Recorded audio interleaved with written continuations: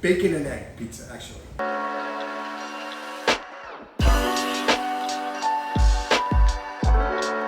We might want to pre-cook our bacon first. So I'm going to cook this bad boy.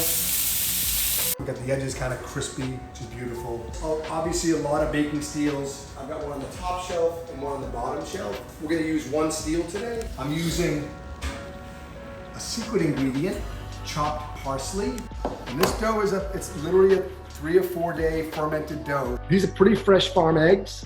Boom and boom.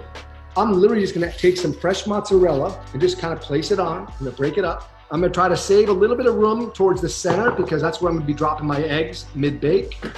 To the back of the steel, and I literally just shake it back and forth. Slides right off. I'm gonna place my bacon on. I'm gonna cut it in half, just throw it on. I got my bacon and my cheese on here. I'm gonna literally just pour the eggs on, the yolks, right on my pizza, boom. Doesn't that look pretty?